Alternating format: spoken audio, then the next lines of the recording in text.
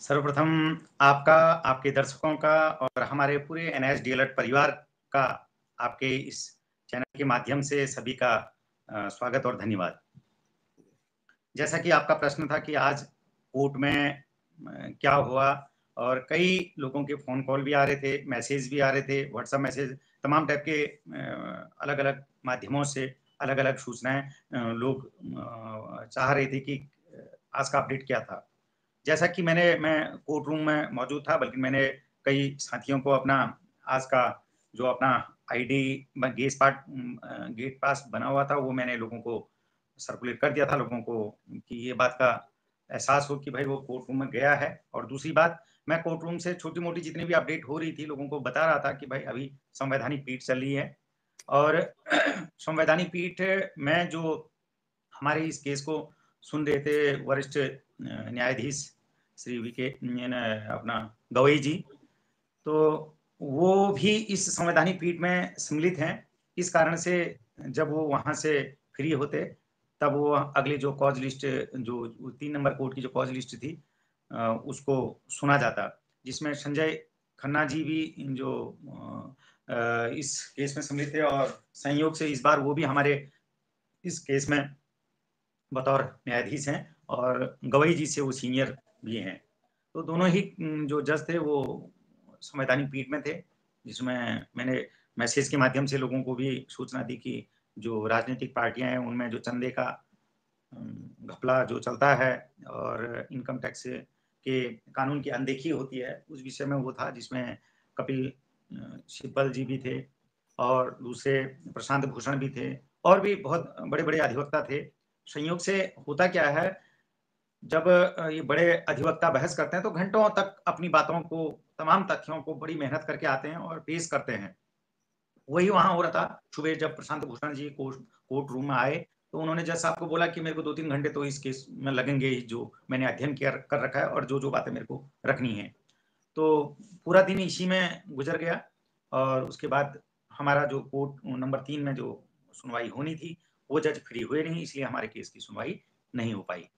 और मुझे एक बात की आस थी कि क्योंकि पूर्व में भी इस विषय में संवैधानिक पीठ बैठी हुई थी, और कुछ पार्ट उन्होंने पहले भी जज साहब ने, इन 500 जजों ने सुना था, तो मुझे एक ये विश्वास था कि शायद वो मुख्य न्यायाधीश साहब उसको आंशिक तौर पर सुनेंगे और अपना निर्णय या रिजर्व रख देंगे या सुना देंगे, तो फिर उसके बाद हमारी संभवतः सुनवाई होगी, पर ऐसा हो नहीं पाया। अभी ऑफिस रिपोर्ट अपलोड हुई नहीं है, नेट पर कोई अपडेट आया नहीं है, अगली डेट कब आनी है, या थोड़ी देर में आएगा या आ चुका होगा, क्योंकि अभी आपसे वार्ता कर रहा हूँ। तो मुझे लगता है कि अगले मंगलवार को संभवतः हमारी डेट होनी चाहिए, नहीं तो फिर जो लिस्ट आ जाएगी, अपडेट आ जाएगी डेट की, तो तभी कुछ कहना पॉसिबल हो पाएगा। तो आज की अपडेट यही थी कोर्ट के मामले में। अभी आप दिल्ली में हैं सर, कि घर चला है? नहीं, अभी मैं दिल्ली पर ही हूँ, दिल्ली में ही हूँ। जैसे आप कह रहे हैं कि अगली सुनवाई मंगलवार को शायद होगी, तो 1 सप्ताह वहाँ रुकना पड़ेगा आपको? 1 सप्ताह रुकने का मतलब तो बहुत खर्चे वाली पोज़ीशन हो जाएगी, यहाँ होटल में रुकना है, इससे अच्छा तो घर जाना वो सस्ता पड़ेगा। घर जाएँगे, उसके बाद 1-2 दिन पहले आ जाएँगे।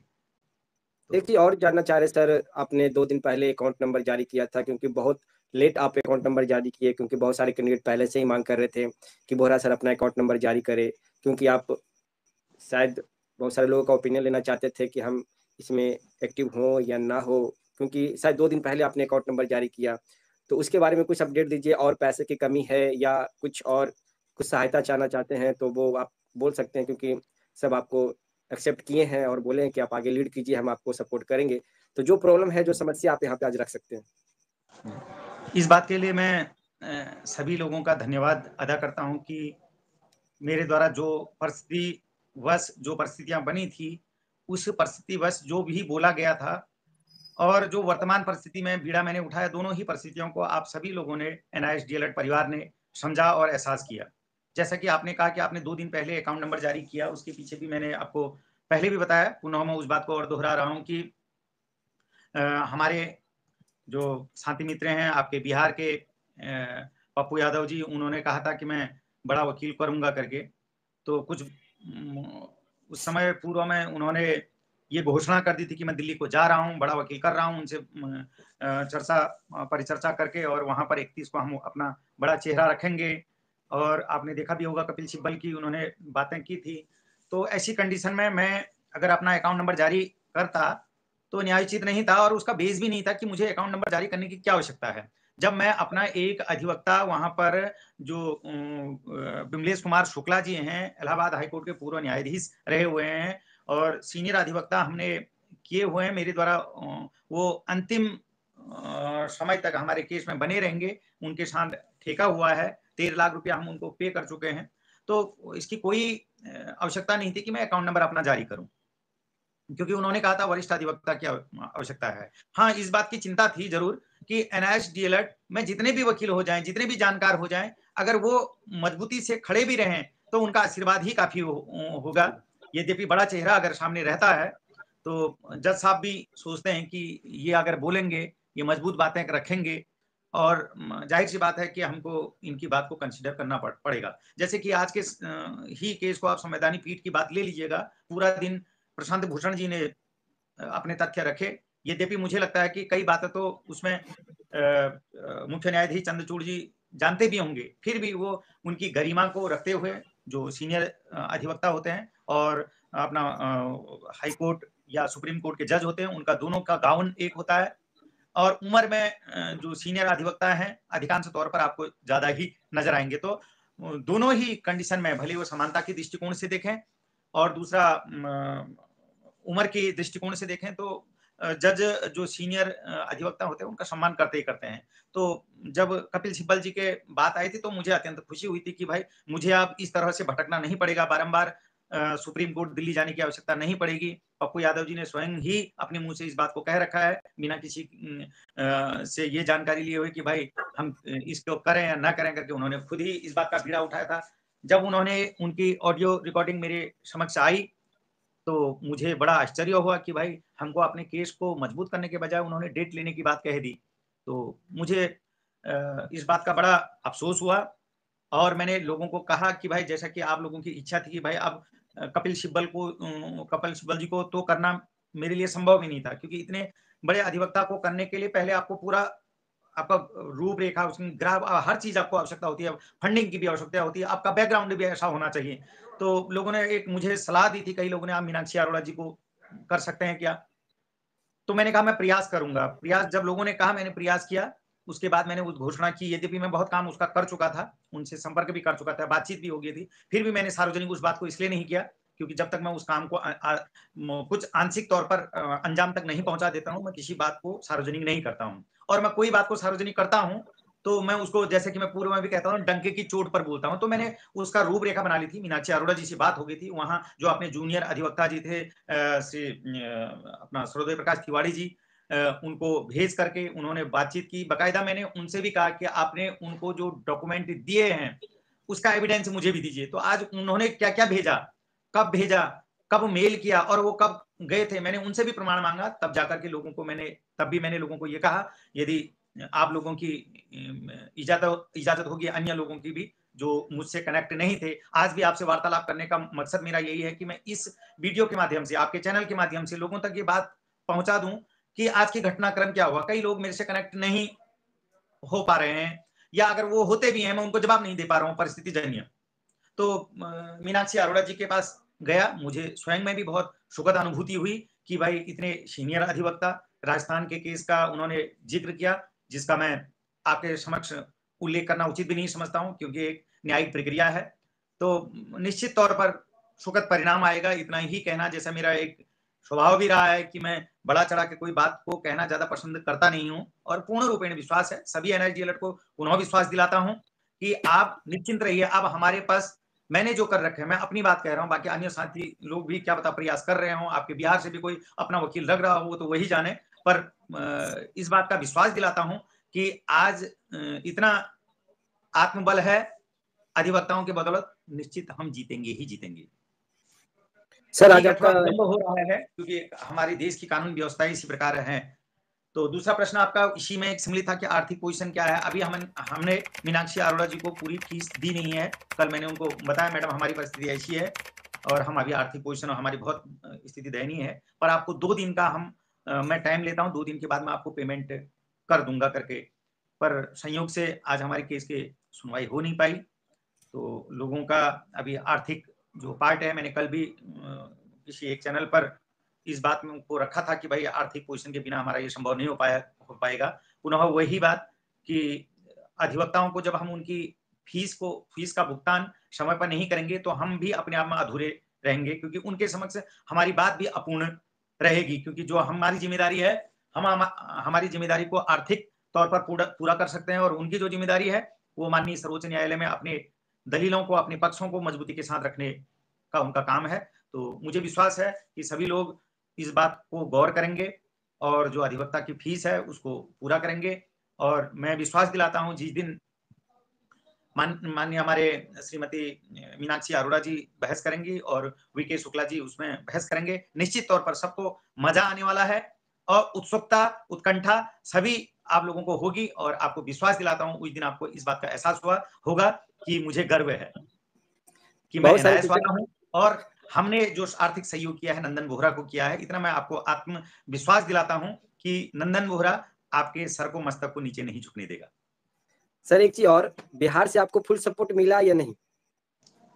नहीं, अब आर्थिक तौर पर तो किसी व्यक्ति ने अगर 51 रुपए दिए हैं, किसी ने 101 दे रखे हैं, उसमें कुछ लोग बहुत कम संख्या है, कुछ के 1100 भी हैं, कुछ के 1500 भी हैं, किसी के 2000 भी हैं, पर अधिकांश जो संख्या है वो आपका 101, 201 की है। अब उसमें मैं अगर किसी ने 51 रुपए भी दे रखा है या 21 रुपए भी किसी व्यक्ति ने दे रखा है, तो मैं ये नहीं कह सकता हूं कि भाई वो व्यक्ति हमारा विरोधी है।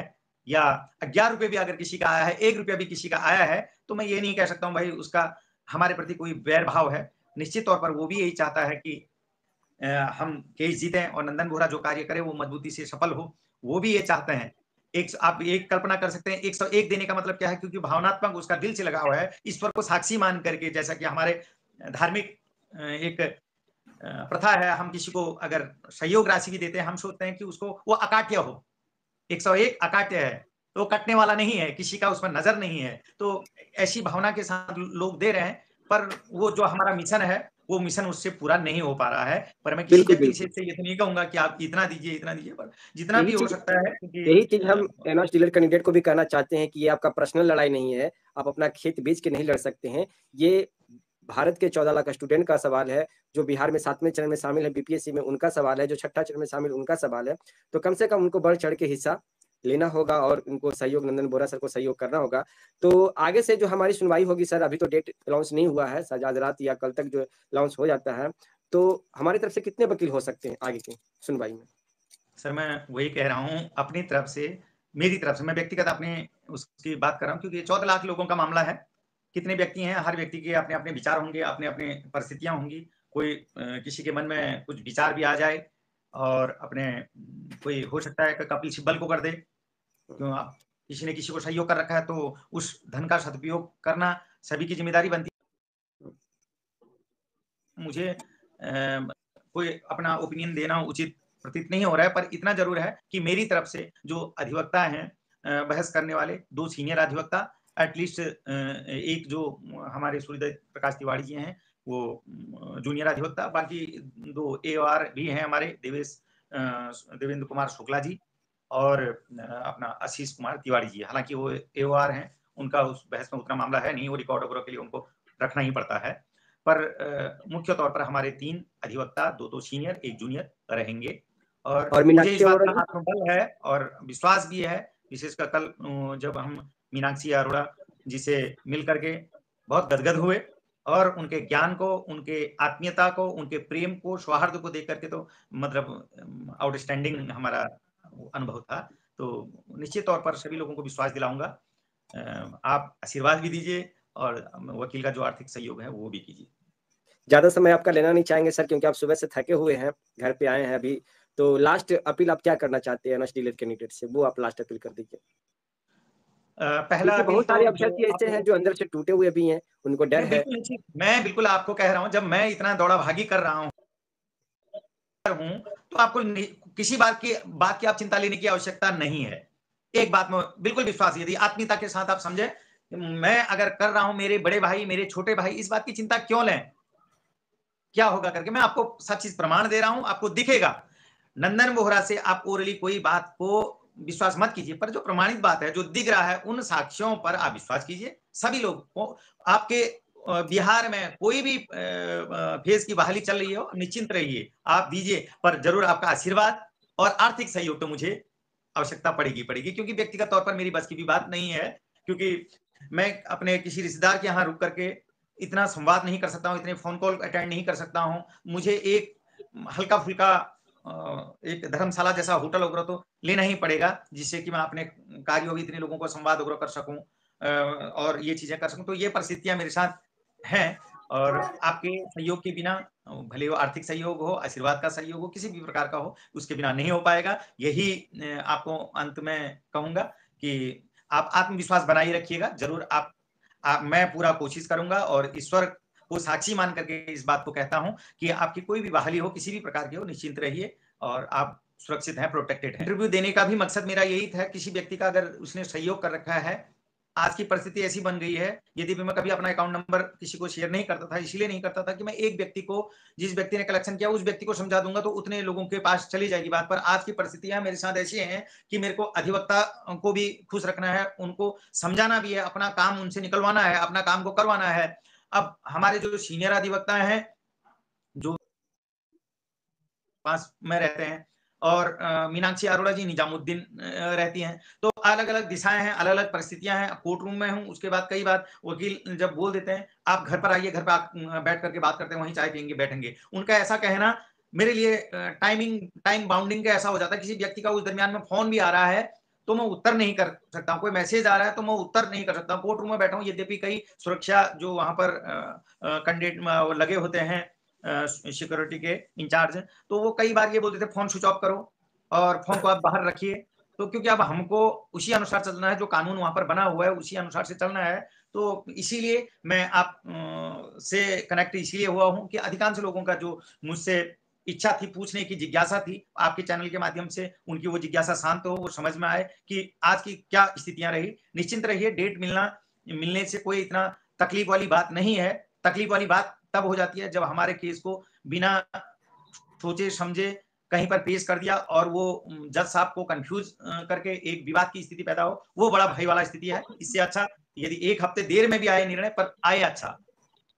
तो शायद सभी लोगों को इस बात में भी सहमति भी होगी कि भाई आप काम करिए, पर मजबूती के साथ करिए करके मैं आपको विश्वास दिलाता हूँ, वो मजबूती के साथ हुआ है, होगा।